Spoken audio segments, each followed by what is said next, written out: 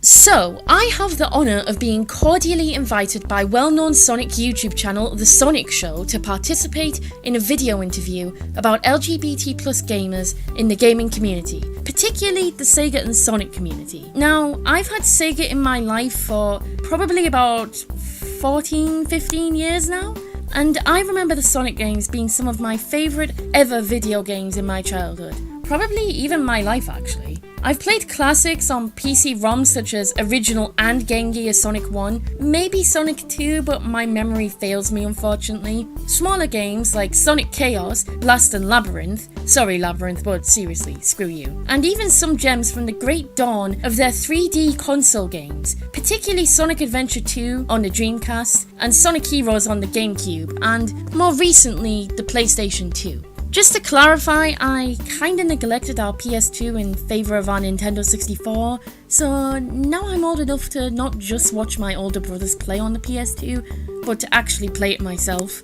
and also catch up on some sadly missed gaming experiences too. I have Sonic Heroes Platinum Edition to get back to. Oh yeah! And I also have pretty much, well, every modern Sonic game to catch up on too. I mean, the most recent ones I've played are bits of Shadow the Hedgehog and Sonic 06, and what I played them on is anyone's guess. Actually, I lied, I've played Sonic Dash 1 and 2, and also a little bit of Sonic Runners 2, as well as Mario vs Sonic at the Olympic Games, and Winter Olympic Games. Whoop! Anyway, enough about all that. Sure, I loved and still love the games, and I watch SatAM, Sonic Underground, Sonic X and Sonic Boom. The three channels that I love are full of great Sonic-focused content. Please check out my fabulous favourite Sonic Song 182, the awesome Belena Productions, and the way past cool Shadow 759 down in the description below. But none of that matters! Yay! Well, it does, but I mean, let's keep it count here. Not me, that's for sure. So yeah, you probably figured out by now that I'm a big Sonic fan, and it's one of my favourite franchises to be truly honest. So when the Sonic Show invited me to participate in this interview, I was hyped. For three reasons. Number one, they are a huge channel with almost 50,000 subscribers, which is amazing. Number two, I've been recognised as a Sonic fan, whoop whoop. And number three, I am out as a trans, non-binary and queer man, thus I've been invited to discuss things and be represented in the LGBT plus gaming community, which is fantastic. So I'm very happy to be here doing this interview for them today. So here's how it works. Sonic Show got in touch with me through Twitter. My Twitter is down below in the description box too. And they invited me to film a video of myself answering their questionnaire that I have here on Google Docs. Basically to talk about LGBT experiences in the gaming community, particularly in the Sonic fandom. Now, I of course happily accepted on the condition that I could film without my face. Not because I'm not ready to be seen yet, just simply because I can't, because I have no camera. So I have to record audio instead and then put it to pictures basically, like the rest of my videos, which thankfully they are fine with. So we'll just do it this way instead. Anyway, I will put my insight into these questions and talk about my experiences, and then send this video off to the Sonic Show for a project that they are doing. So, without further ado, let's get down to business! Pride and proud of our community! Please answer the questions below as you see fit. You may not feel every question relates to you, so do not worry if you must skip one or two. Be as honest as you feel comfortable. Number 1. When did you realise you were LGBT? I realised I was LGBT when I was 15. I realised that I'm under the polysexual umbrella, but before I knew what pansexual was, I just assumed I was bisexual. So I came out as bi at home on the 24th of April 2012. I'm usually pretty good at remembering specific dates because I have Asperger's, but yeah, spring 2012 was when I realised I wasn't straight. So I was like 15 and a half or something, and I came out as bi. Later I revised this and came out as pan. Number 2. When/have you come out? Did you do so online before in real life? The number of times I have come out is ridiculous, okay? But please, be patient and hear me out here. So, have I come out? Yes, obviously.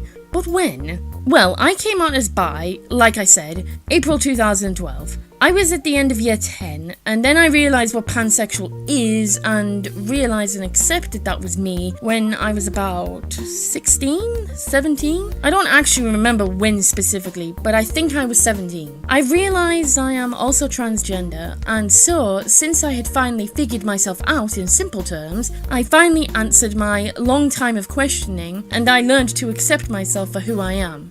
So we get to January 2014, okay? And that was when I realised I'm a man. So I made my current Facebook on Valentine's Day that year. So February 2014 was when I started to make my genuine self a bit more public and established online. And after 6 months of volunteering at a local LGBTQ charity, and a few months of understanding my true self and being out and about online, I eventually came out to my closest family as a pan-trans guy on the 4th of June 2014. And I've realistically been out of the closet ever since. Although I did learn some more specific things about myself along the way, such as being non-binary/genderqueer and being on the asexual spectrum. Now, I am still by all means fully male, but I say NB and sometimes genderqueer because some days I am agender, as in genderless, and I don't know why that is, it just is. And while this is quite close to being a demi-guy, I don't think I personally identify with that, because it feels like it, I don't know, lessens the maleness of my gender. Like, it means I'm only partially male, which is not true. I am holistically male. I just don't feel male all of the time, if you get me. Just most of the time. Now, while some days I am agender and most days I am binary male, I always ID as a man because it's just comfier, I guess. Even when I deviate from the binary, I am still a valid man. And it might sound contradictory, but that's just my identity, yeah? Now, if people like me ID as demi-guys, that's absolutely fine. They are completely valid to ID that way. It just doesn't really seem to fit me, that's all. I guess I'm just an occasionally agender man, which I think makes me non-binary, or less binary if you will. But in any case, I can definitely say that I am certainly an AFAB, transgender and genderqueer man. Anyway, I apologise for leaving the topic of the question just a little, with my rambling and all, but yeah, I first came out in real life as bi 5 years ago, then as trans and pan online, and then in real life 3 years ago, and then I came out as ace last year, age 19. So that is a lot of coming outs. And just to be even more abundant, I came out as everything else just a few weeks ago actually. So yeah, in fact, that was the 4th of June this year, to mark the anniversary being out as trans and pan in real life for 3 years. So yeah, I came out online to everyone that knew and everyone that didn't know, and basically everyone in my entire life as, well, me. Because, you know, I was just tired of hiding certain things and only showing certain people certain parts of me, and I had just had enough and took my pride and came out properly this month. So now, as of the beginning of June 2017, I am officially out as me, a transgender queer, grey pansexual, demi-panromantic and queer guy to everyone. Yay! So yeah, after coming out online and in real life and switching and repeating, I eventually came through. It only took me 20.5 years. So yeah, sorry the answer wasn't so simple, but life is never simple. But the simple matter of fact here is, I am not cishet in any way, and as of a few weeks ago, I am totally out as my full, true, and fabulous queer self, with no shame, with absolute pride, and that is that. So yeah, to shorten the answer, basically, I've been out for 5 years, but if we're talking, like, about everything properly, I've been out for the past few weeks. So yay! Number 3. Is it easier to be LGBT online than in day-to-day life? That is a good question. In a way, no, because I see a lot of trans people, and only trans people, get forced to dead name by Facebook's nonsense real name policy, and the numbers of trans feminine people who get abused online, it's disgraceful. They are often made hyper-visible by their activism, which I have no problem with trans femme activism, by the way, I fully support that. But the discourse often forces trans femmes to be hyper-visible, and that makes them have to constantly fight online just to be treated with respect. I all too often see trans femmes getting doxxed and threatened and abused on social networks, forcing them to close down accounts and sometimes even move home, for goodness sake. And that's not even the whole picture of bigotry online. There's all sorts of homophobia and queerphobia all over the web. But it's not so bad all the time, and in a way I also want to say yes. Because yeah, the internet can be terrifying for us, and often people will answer this question differently anyway. But if it weren't for the internet, there would be a lot less activist discourse and safe spaces for us to be in, and we wouldn't have half of the wonderful friends that we do. Because real life can be terrifying too, if not worse, because it's also offline and in the real world where people get harassed on the streets, bullied at school, tormented at work, abused at home, kicked out, fired, made homeless, divorced, banned from seeing the kids, ties cut from family members, disowned, banned from transition and marriage and adoption, jailed, driven to suicide, and even killed just for existing. And many other things too. But with all that said, I would say probably online is easier to be LGBTQ because you have more control, and thus control of protection online. And while there is a lot of good in the world, with loving families and great friends, and safe spaces of awesome, like-minded people and supportive allies, there is still a lot of treachery both on and offline for us to deal with. And while being LGBTQ is not a choice and is an amazing thing, it is sadly hard to live in a world that still often rejects it. But if I were to choose on or offline, probably online. It can tend to be safer, and you can find a lot of good places with good people there. You can find a lot of valuable information too. It's much easier to find your local gender identity clinic or LGBTQ+ safe space through a Google search than in day-to-day life. So, it's just my opinion, but I believe that it is usually easier and more comfortable to be openly LGBT than in waking life. Number 4. What is the biggest struggle you found with being LGBT online or in real life? I think the biggest online struggle is dealing with visibility. Not just hypervisibility, but visibility in general. Sometimes you have to be very selective where you open yourself up online. As for in real life, I think dealing with unaccepting family. Because with friends you could just say, yeah, no, you suck, get on your bike, goodbye. But with family, that's kinda hard. And while there is nothing wrong with disconnecting from estranged family members, and there is nothing wrong with taking care of yourself, it is your family, the people you were born into and raised by. But the good news is that family isn't always blood. It's the people who love and accept you and would always be by your side. And yes, it is hard to deal with bigoted families, but sometimes they do change. I know my family are taking their time, but I think that they are much better now and will eventually get there. Just know that if yours does not, and you have had enough, don't be ashamed, you're your own person and you get to choose who your family are.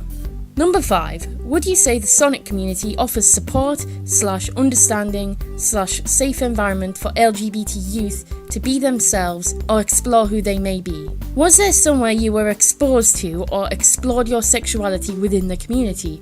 Forum, for example. I would say so, yes. I know that there are some bad experiences out there, but from what I've seen, the Sonic fandom tends to be pretty supportive of us, because a lot of Sonic fans are LGBT themselves. So even though we do have a reputation, we do seem to be pretty inclusive of diverse people. Our fandom has existed for 26 years after all. And I mean, come on now, if Sonic can roll around at the speed of sound, then I'm pretty sure I can be a man who loves any gender.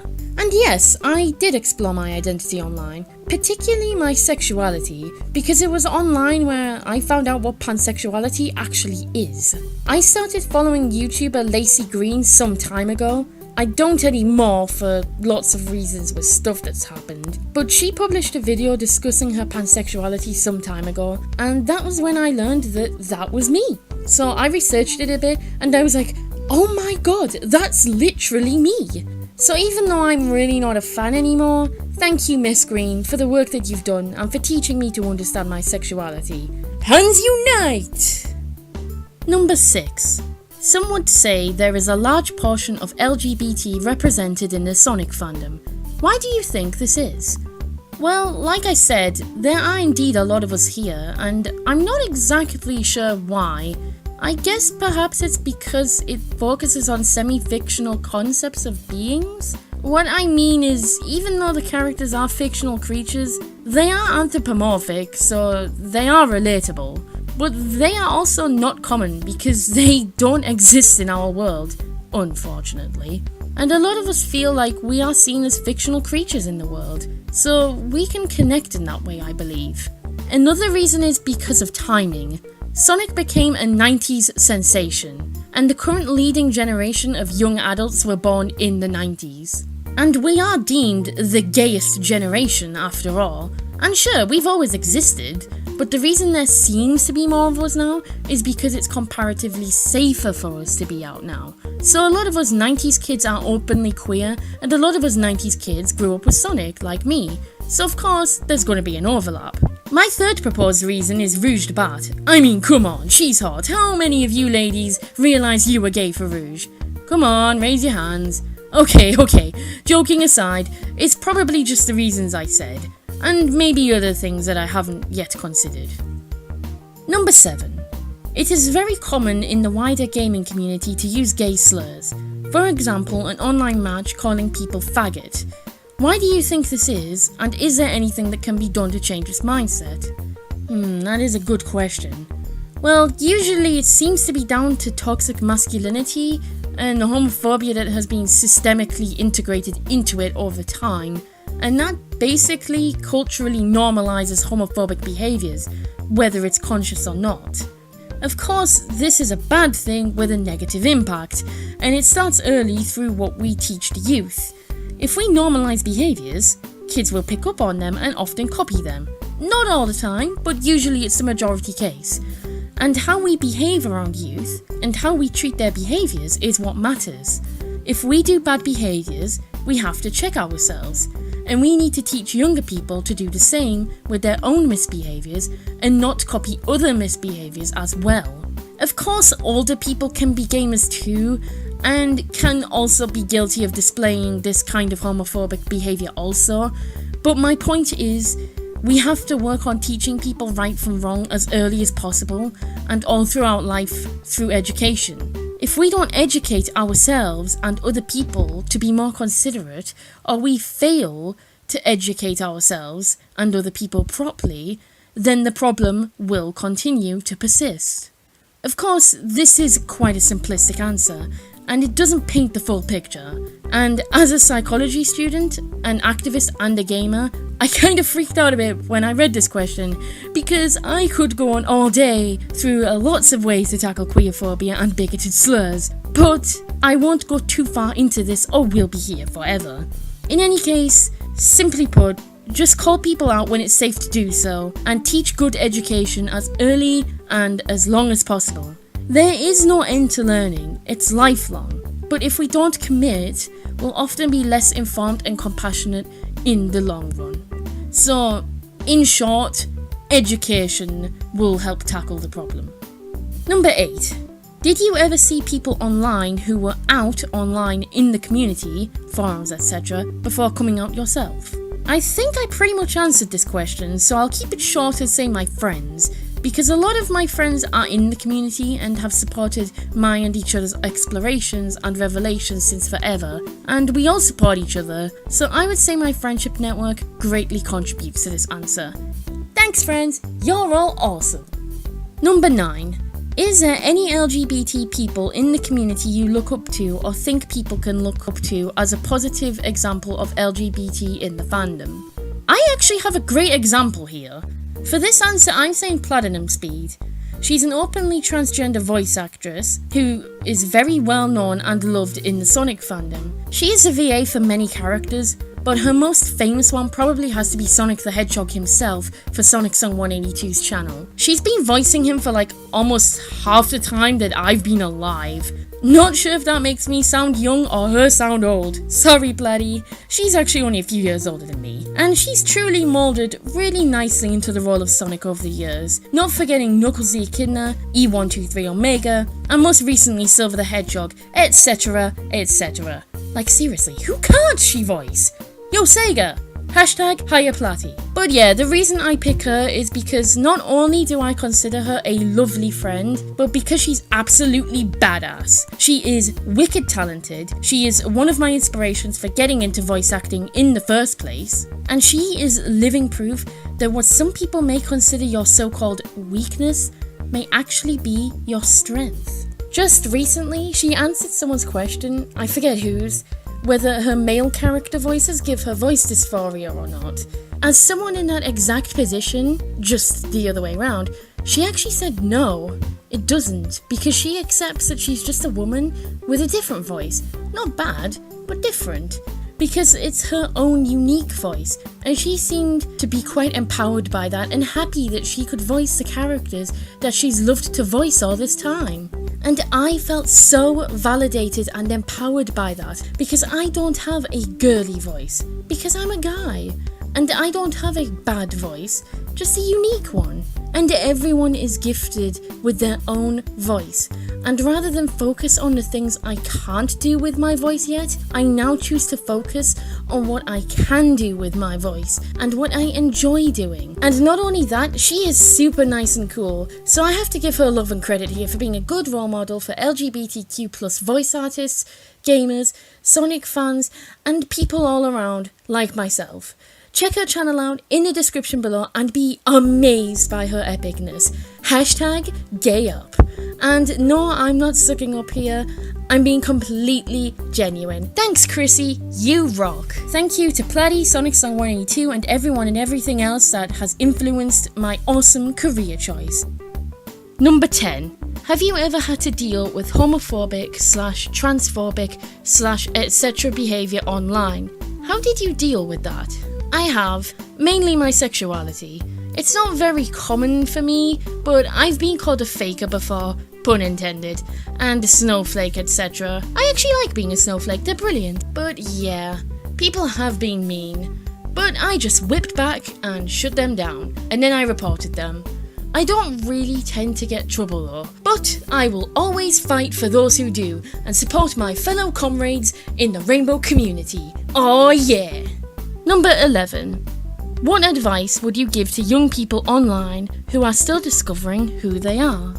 My advice would be to just be honest with yourself and surround yourself with similar and supportive people. My friends mean so much to me, and I couldn't imagine my life without them. If you're still unsure about yourself, that's fine too. You are totally valid, and it's okay to question yourself. Hey, it's even okay to change too. The moon goes through different stages all the time, but it's still the moon.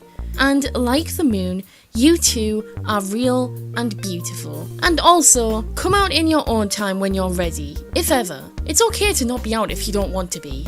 And it's okay to come out multiple times, like me. It's your journey after all, and no one can tell you otherwise. But if you are going to come out, or you are out now, congratulations and welcome. Whatever your case, just know that there are support networks out there for you. I'll put a few good ones that I know, and even run myself down in the description box if you want to check them out. Just do you and be you, and know that you are okay. So just love yourself and be fabulously proud. Number 12. If you could say one thing to everyone in the LGBTQ and allies Sonic community during Pride Month, what would it be? I would like to say that you are all awesome, and the world might be scary, sure, but things will get better. Just keep fighting the good fight, never give up, fly your beautiful colours, and be proud. Thank you for watching, happy Pride Month 2017, and keep going fast. Peace to you all, and goodbye for now.